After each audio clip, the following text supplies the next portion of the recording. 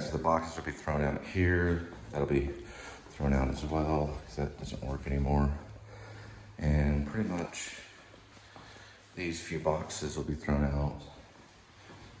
And this is the old place. I'll probably throw this out because, well, I don't know, yeah, I'll have to think about this one. I don't know for sure. I've already shut off their electric, so the water is supposed to, all the people here, many migrants, they're living here. It's kind of a mission field in a way. It's kind of a struggle, but there's a lot of illegal activity that happens at Townhouse West. You see the runoff from the work they're doing right there. It's all muddy.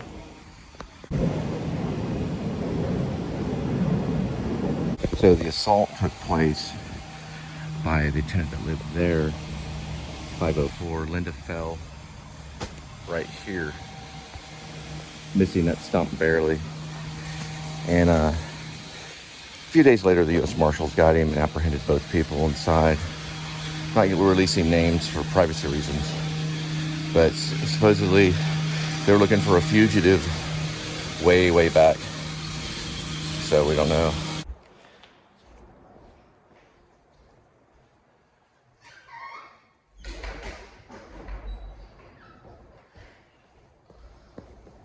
I left them some roach spray because the whole place needs it. It's hot shot. That was the way I found it. They had plumbing problems. The whole place was a disaster. You gotta still clear those boxes right there. And clear a little bit of this right there.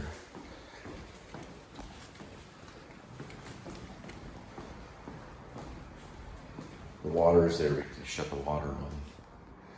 It's illegal to shut the water off for a certain amount of time. It's also very dangerous.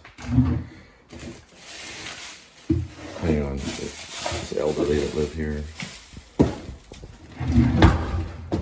For safety reasons, just to let you know, I was looking for Linda's glasses after the young man assaulted her by pushing her off these steps, and I hit my head right here. So you can see but that's not an urgent area because of the concrete. So it's unsafe. These steps have been a lot of problems right here.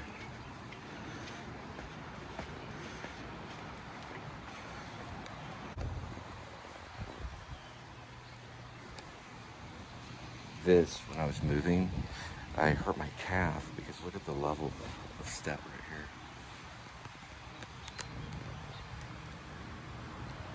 It's actually dangerous right there. Not good for kids or anything. I was gonna throw this away, but I like the statement. And I don't want to forget old Wolfie here, the wildlife. This inspired me to write Grace, aka Werevlog, as a wolf on there. Alright. I got some more.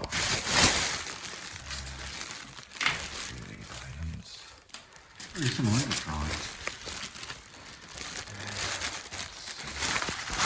The last thing, I'm dumping that out, it doesn't work anymore. And then I got these here. Just boxes in there. And that in there. Alright. Almost everything. It's pretty good, as in all bigger items. That'll be removed in just a minute.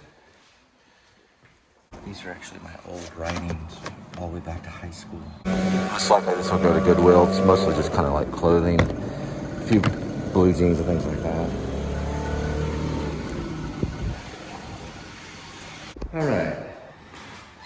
So for sweep up, of course we have mostly, I did shut off the electric, or I moved it really. Encore really is not supposed to do this.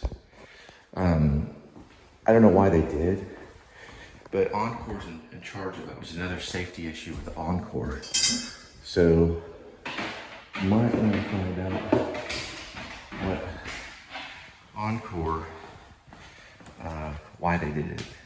Switching billing is one thing, but Encore's supposed to leave these on for a little while for this very reason.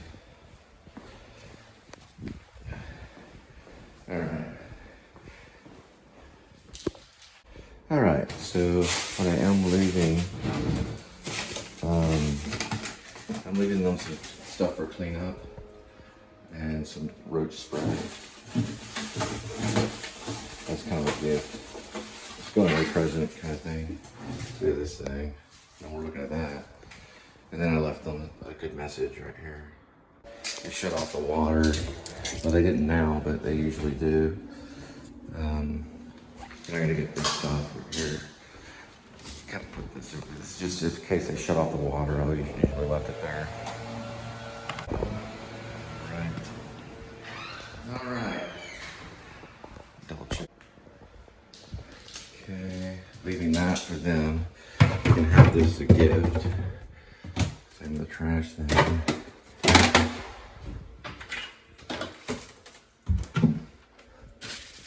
Roach things stay. Yeah, this thing could be useful. I didn't know I had this. Well, what do you know?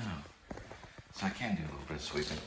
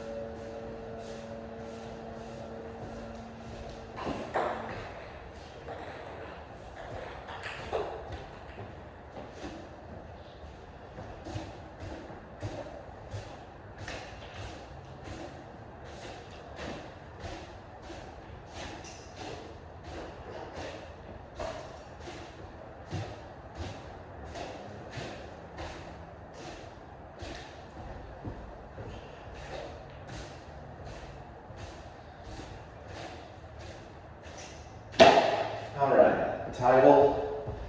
I finally left the old townhouse. Got the old broom right here. You can see fire alarm's still there. Gotta go through this a little bit. Other than that, these little kitty bowls here. I return those to kitties. Kitty does enjoy. And then that's about it right there. You can see. And it's tough. Sure.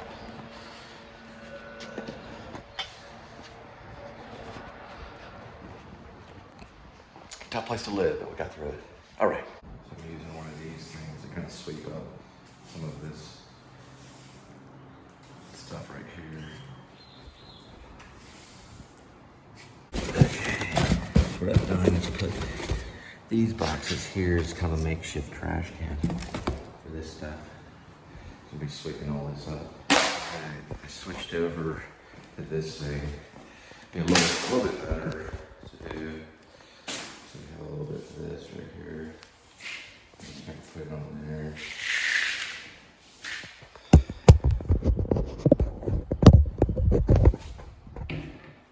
And then just kind of use that as a sweeper.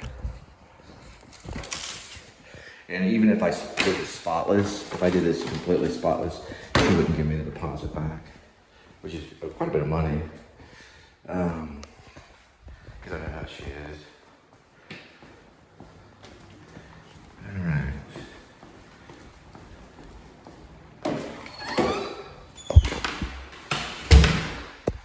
Looking kind of good. The tail end of it right here. Sometimes it's risky to do these kinds of things because if you have a slum landlord and they don't give deposits back anyway because you do all the work, it's just a crazy thing. But it pays it forward though, because what comes around goes around. So that's true in life. Okay. So the dust mites and stuff, they usually bring in a professional to get some of the dust stuff. But roughly, yeah, not too bad. Ooh, forgot this. But I've seen worse, so yeah, I went through there, swept the closets. This place releases a ton amount of dust through these filters right here. Look at these filters. Look at that. You know that rust. That's enough to sue them right there. The amount of, and then these right here, the amount of dust. Like this didn't work anyway.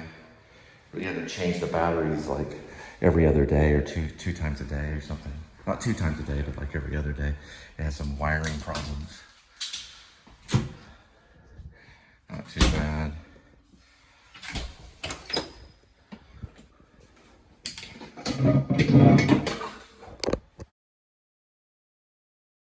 Even Timmy the squirrel left. There he is. Up there.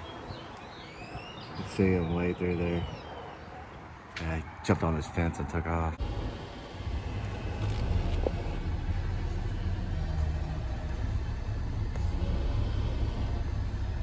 So in the play UHM, which is about this apartment complex, Linda saw guys wearing like tan style khaki military with assault rifles. They went all the way around here, all the way around to the other side and knocked on our door. Luckily we had the safety latch on because they opened the door to try to get in. They were looking for those people in 506.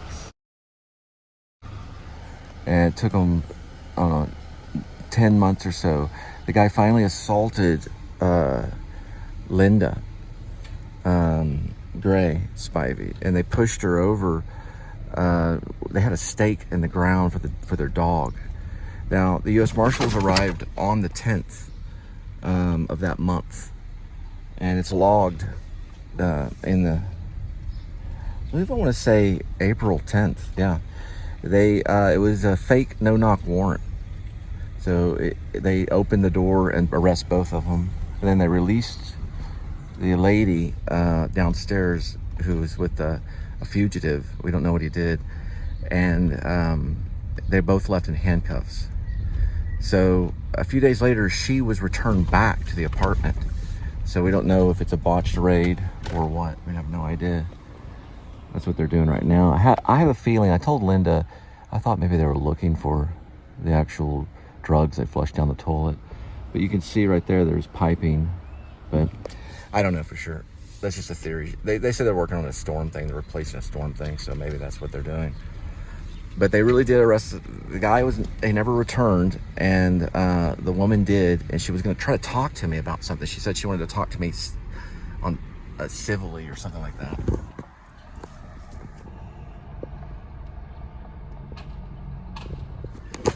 And I avoided her, so I didn't listen to what she had to say.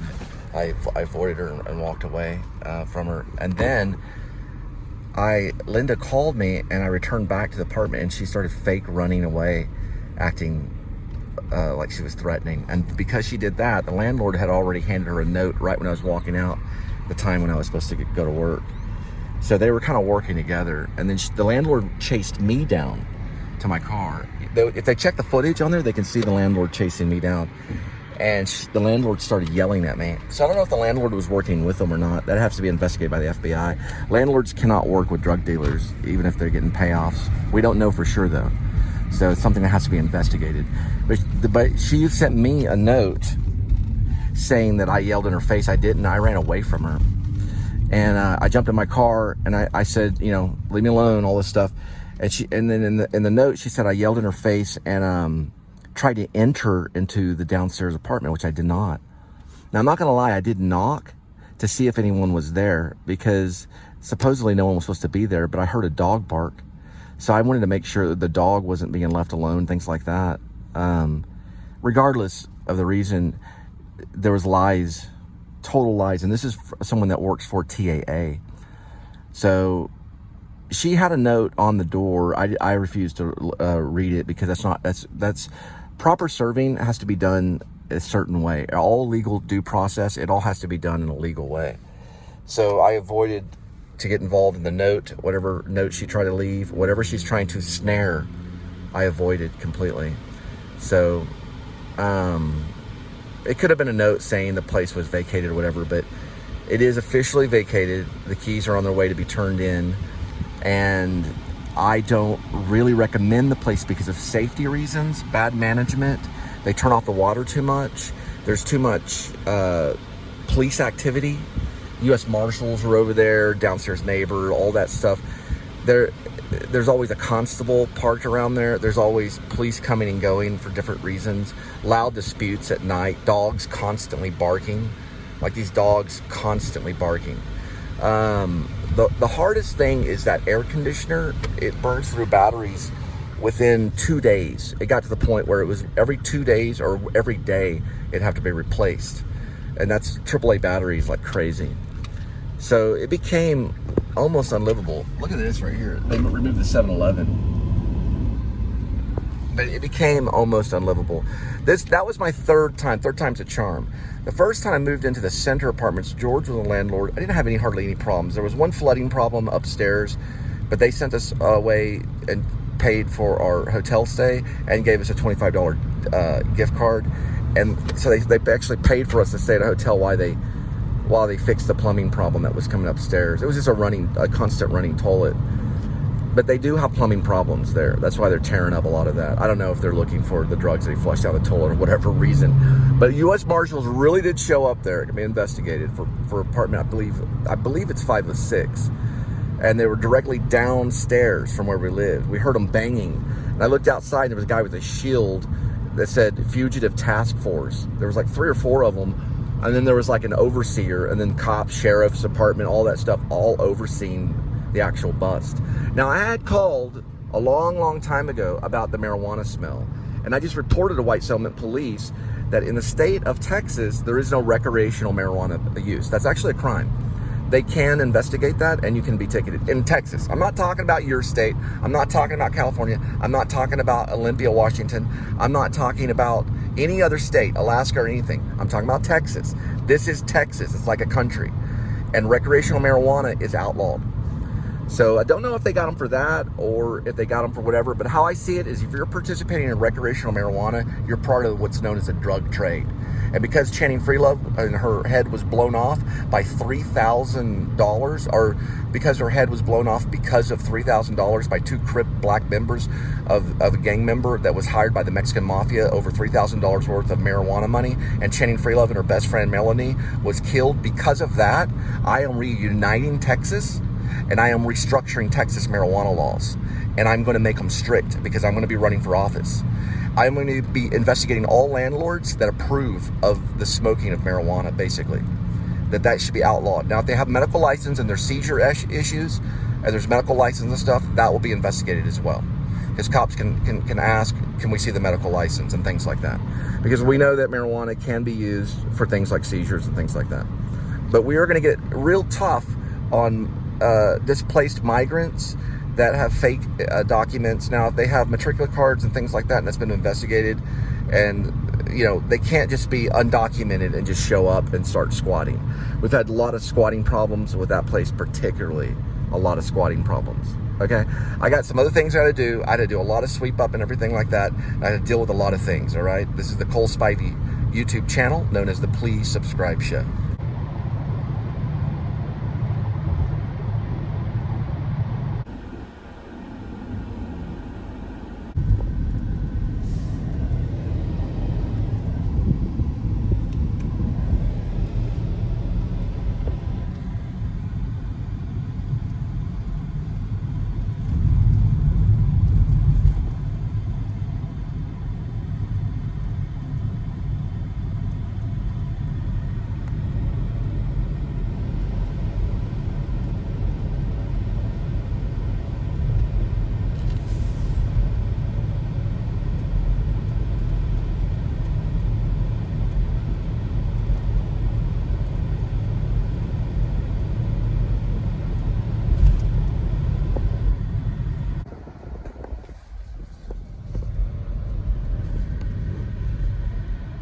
My shirt's gonna say "Don't Bogart in Texas,"